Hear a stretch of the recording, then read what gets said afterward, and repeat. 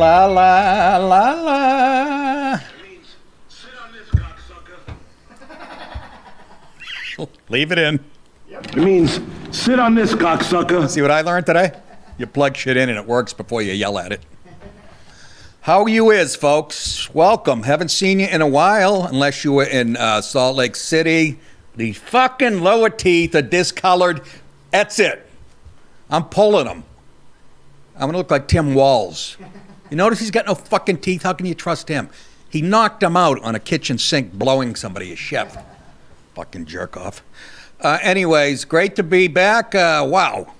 I am I can tell. I have aged. I was in Dallas for 2 nights, went on to Salt Lake City, then on to Vegas for 2 nights. I used to do that all the time. As a young comic, you don't even blink at that shit. I felt like I was out there for fucking 3 weeks.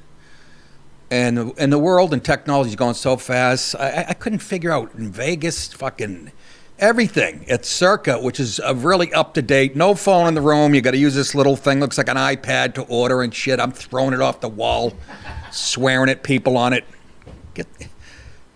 I'm trying. Fucking thing sucks. I'll order it live. I'll cook it. I'll eat it.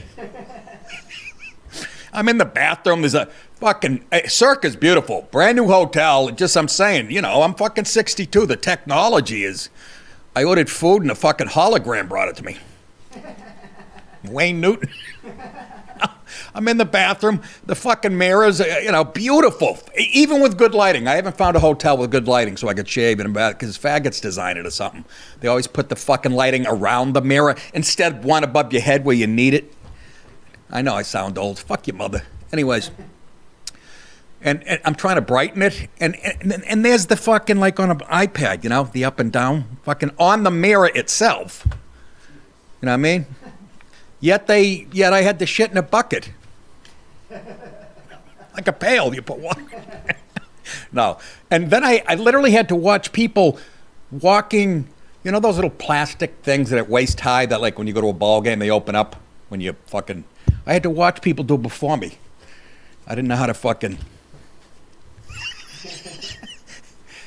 just to fucking, I felt like 1,000.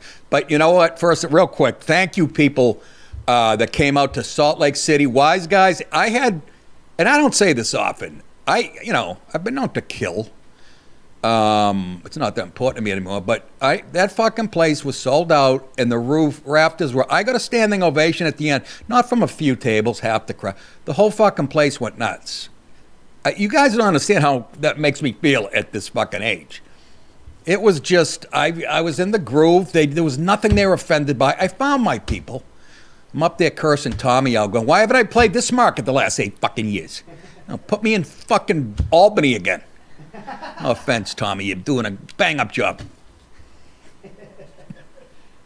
Unbelievable. Thank you, people. I shook hands and took pictures for 55 minutes after the show. Place was so white and so nice. I'll say that again. So white, because I'm not embarrassed anymore. Now that black people can shit all over white people and say they're proud. So white and so nice. And there might have been a couple black people who were so fucking cool because they get it. And so white, did I say that? And so nice. Even the airport is just, everybody's kind of good looking. Everybody, even when I'm taking pictures and shaking hands, they just lined up without anybody getting angry and trying to, I'm sorry. Why am I sorry? It's a great culture. Anyways. So thank you, and people at Skankfest. This was so good for my ego, I got to tell you. There were people coming up to me all weekend in the streets or in the venue itself taking pictures. People, I used to want to say 20 years younger. Now they got to say 30 because they're in their 30s. I'm in my 60s. And here's what I heard 100 times. I've been following you forever. And I go, why can't you be a 38-year-old white girl? But that's forever. I go, I know. Nobody said it. They couldn't have been nicer, honest to God. And I got to thank Joe Liss for calling and asking me to do it and me finally fucking manning up. I'm just not a Vegas person, and I still don't get it. I was there 12 minutes, and I thought I was going to get fucking monkeypox from the remote. If you stick it in your ass long enough. What? Cut. That's me. There's the biggest guy in comedy right now. Nate Bargatze. This motherfucker sells out arenas at 4 p.m. I think he does 2 shows like the little comedy clubs. I think he has his own plane. I'm not sure. He's the biggest thing right now. I mean, there's a bunch of it at his level. Sebastian Manis. And God bless him. I'm just saying, if I was their age, I'd be fucking richer than Sammy Davis in the early 60s. Look at me. I look like a union boss talking to 3 guys that lift crates for a living. Nate Bargatze, my buddy Joe List. I always think of Omar and Scarface. I brought you into the business, so shut the fuck up. But it's so good. Joe's so popular. People taking pictures with him and shit. Again, I found him in Boston, and he's grown leaps and bounds from a fall-down drunk to a wife with a kid. He's sober and a very successful comic. And fucking it's close as a kid. I mean, I'm just so proud of him. And then Mark Norman is as good a comic you'll find. He's got his sunglasses off in that one. I thought he was on heroin or something. But you all know Norman. He's as good as they come right now. All these guys. I just... When you're younger, you have jealousy and shit, but when you get older, no. And right now, comedy, and it's probably waning down already, like Colin Quinn's the best at predicting when the wave comes and when. But there are so many guys that you don't even know, maybe from the internet now, that are fucking rich. Tim Dillon, I used to see governors in Long Island just sitting around, and he was always holding court with comics I didn't know. But I would see him from time to time and go, he's got it, he's funny, and he's fucking huge. And a lot of them are helped along by Joe Rogan, who I don't understand. I met Tony how do you say his name? God damn it. Hencliffe. Sorry, now I'm sounding really old. He's only got like the biggest podcast on fucking internet, one of the biggest after Rogan's. And he's like, I've been loving you he's a young guy. I've been fucking loving you for years. It was good to meet these guys. I can do their shows, and it was just I'm glad I went. It's not my scene, but although Sunday morning, I think it was around, fucking 11 o'clock, 10:30 in the morning, and I have a fucking Bacardi and Diet Coke, and I'm sitting at this machine pretending to play it so I can watch the TVs. Next thing you know, I lost about $100 in about, I don't know, hour and a half. It's the same $100. I kept playing and watching the games and having a dirty little whore bring drinks over to me. Oh, it's terrific. Anyways, there is the guy on the left with the beard. He wouldn't leave me alone all night. He kept buying me drinks and pinching my ass. That's, of course, Dallas. Myself, Dallas friend Richie from Arizona, right? Yeah. And this is at Dave Smith podcast, right?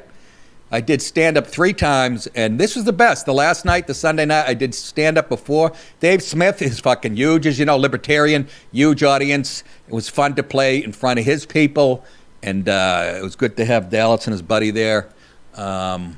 Anything else? And there's Dallas worked us into the show. I have no idea why. I was asleep at this way. He's not even laughing. You hear how serious he is? He knows I'm busting his balls. Fucking guy. I got to do something about you. Look how this is Dallas.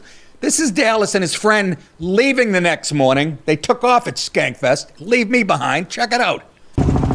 Son of a bitch. He's thinking of spitting on me. They're like, let's get out of here. You can see in the background the Circa Hotel. Look at Dallas is almost bored. You can tell he's such a military guy. He's got one eye closed. Very cool. Dallas had a hell of a weekend. What's the name of the show? It's going to be? Surviving Man All-Stars. It's the 3rd season. 3rd season of Surviving. And he's fucking like in a hot desert heat with a camera. And he has to follow the contestants running and shit for about 15 hours. I thought he had AIDS over the weekend. So, but again, thank you to Luis Gomez, who I think put Skankfest together. He could be the next Vince McMahon without the raping and although he's nuts too. But thank you, Luis Gomez, and Big J and Christine, who behind the scenes, I believe, and everybody, and Joe List for asked me to do it. Yeah, good time had by all. That's about it. I didn't know I had sound effects up there. Skankfest. Upset the established order, and everything becomes chaos. And then I heard somebody yell this at me like 3 times. Christy, get down on your knees so Sabrina can see your asshole. Phil Collins' solo career. Look what Dallas puts up. See, I have a sense of humor. If I did that to him, he'd quit today. Who's that blonde girl that I'd like to fuck? She's crying. You don't know if she's crying because she misses me or I spanked her with a fucking 2x4. Anyways, I think I got everything. We might have some more footage tomorrow from Skankfest. And again, thanks for Dave Smith for having me on. And I met TJ Miller, who I had never met before and fucking loved because he's a fucking little off kilter. And I love people like that. Legitimately nuts, but funny. But free speech is the fucking thing that he worries about most, which tells me he's a fucking real comic. And Sam Tripoli? The comic? All the guys on Dave Smith's show. I hope I got his name right. And Rob Bernstein. Of course, I came out with Mel Bernstein was the cop in Scarface. These kids are like, what are you talking about? Do something from Batman 3. I'll suck a dick and die. By the way, the Penguin series looks good. Do you know that? I know what? Colin Farrell's playing the Penguin. It's a series like on Netflix. It looks fucking good. It just looks like modern day crime only with a... Anyways, it looks good to me. But what do I know? I've never jerked off to a comic in my life. Book, I should say. What? Oh, I did jerk off to Pryor. He was so good. Hey, I forget how to do this. Just keep going, right? Yeah, I think so. And, oh, by the way, we didn't have a show yesterday because this power was out here. And, yes, we did get hit a little bit in Savannah. Ordinary Pub, I heard, collapsed. Did you hear that? My wife told me. Wow. I said that. Now they're going to call it an extraordinary pub. You got to just leave it the way it is. You got to eat unbroken. Can you imagine it caved in? We had a ton of shit on our street. There's a tree branch that's still on the median strip. If it fell on a car, it would have crushed it. And there's all kinds of shit in the street. There's lights still out, and that's why we didn't have the show. Power was out till fucking this morning, right? So anyways, and God bless the people in North Carolina. We'll talk about them in a few. But tonight, first on the docket, I want to say a big fucking debate. I can't wait. J.D. Vance is going to take out that old phony girl, Tim Walz. Heartland born and raised vice presidential contenders. Yeah, try to make them sound like they're about the same thing. Right off the get-go, you can suck my ass. There you go. Here's some Skankfest mooch. What the fuck was that? Oh, yeah, Betty.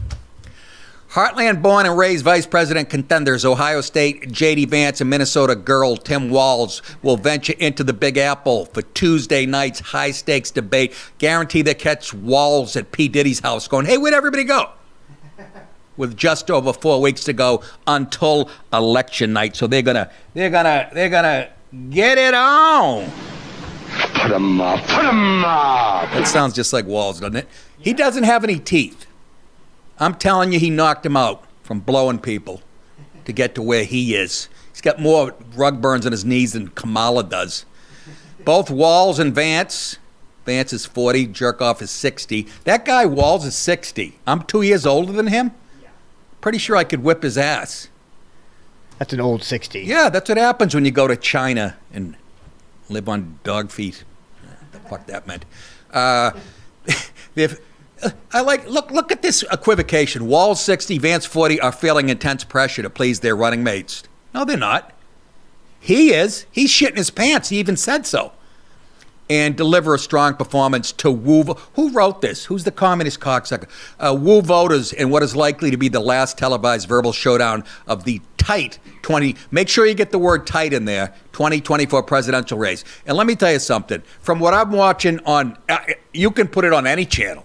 They're nervous on CNN. I never believed in too big for them to rig because they're going to rig it no matter what the outcome. I really believe. I mean, they tried to kill him twice. You see why I believe that, right, folks?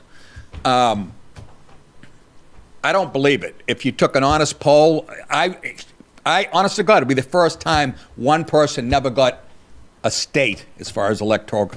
None of them. That's how bad she is. Every time she opens her filthy mouth and lies, ugh. Let's take a look at J.D. Vance talking about why he thinks this is necessary, this debate.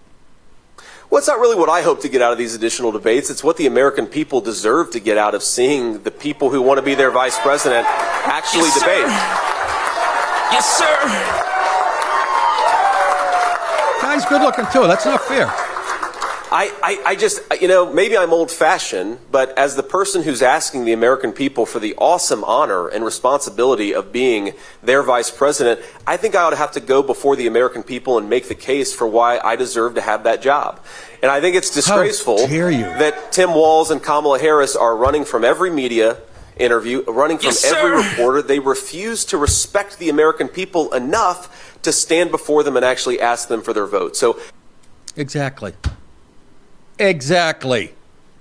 Do you understand the disrespect that you're being treated with? Who do they think they are? We're not going to tell you what we're about until we get fucking cheated in. I get shit pains right now. God damn it. Well, I was there. I was very light. People were going, what are you, juicing and shit? I go, what the juicing? I took Ozempic, which knocked off the fat, and I've been working out my whole life. They talk to me like I was a retarded 14-year-old girl they met in junior high school. Unlike the ABC News presidential debate, CBS News opted to forego any fancy locations for its VP showdown and will instead oversee the verbal bout in a garage on Fifth Avenue, right behind in a studio located near the west side of Manhattan, Midtown. I know where they're doing. I know where CBS studio is. I used to do Dennis Miller's radio show in there. You guys want me to put the address out if you want to show up there? I won't do it, but I know exactly where it is. I've been around, motherfuckers. The debate, here's some details you need to know. Kick off at 9 p.m. Eastern Time. It's slated to span roughly 90 minutes. CBS Evening News, this ought to be fair, anchor Norah O'Donnell and Face the Fucking Nation, which is what Walz and Harris should try to do. Margaret Brennan, seen here on the set of MASH. Nice coat. Couple of cuties. Will referee the matchup between Vance and Walz. Neither of them has moderated a general election, presidential or vice presidential debate before, though they both were involved in a 2020 Democratic fight in the girls' room between Hillary Clinton and the male attendant trying to give her a certs. Involved in a 2020 Democratic presidential primary debate. O'Donnell announced in July that she intends to step down as anchor of CBS Evening News after the presidential election.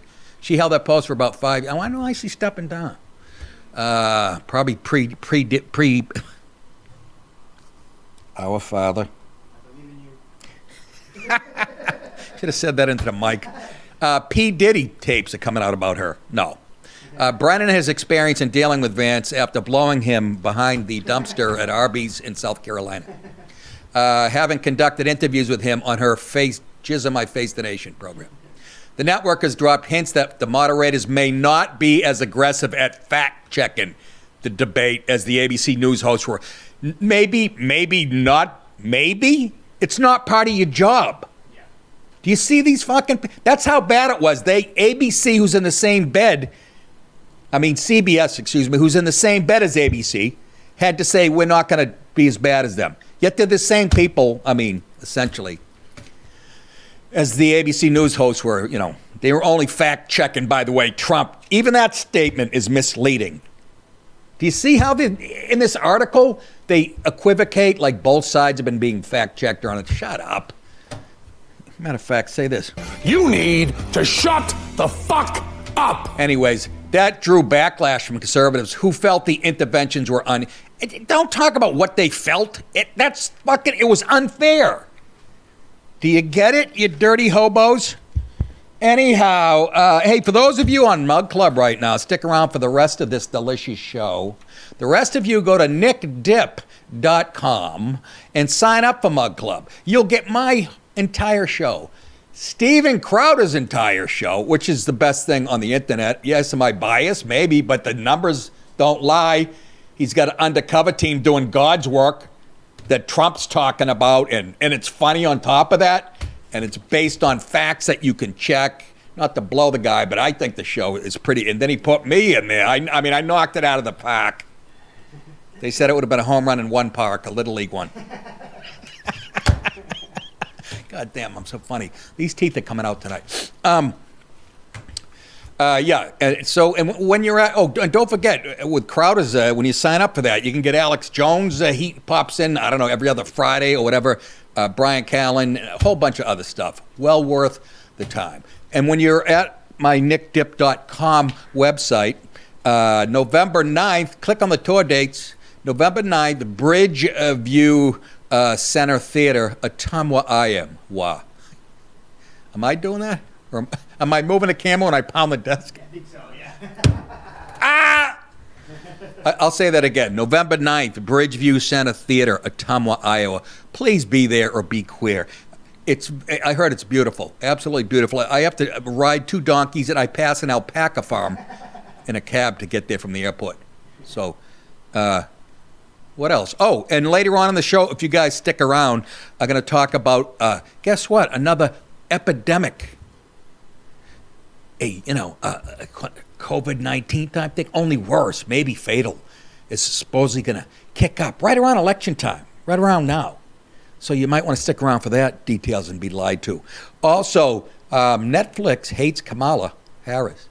Well, not so much the company Netflix. They actually love her, but this guy, Drew Hastings, who's the head of Netflix, he came out and supported her, and you'll never guess what happened after that. Let's just say C-SPAN gets better numbers. Hi, good night, everybody.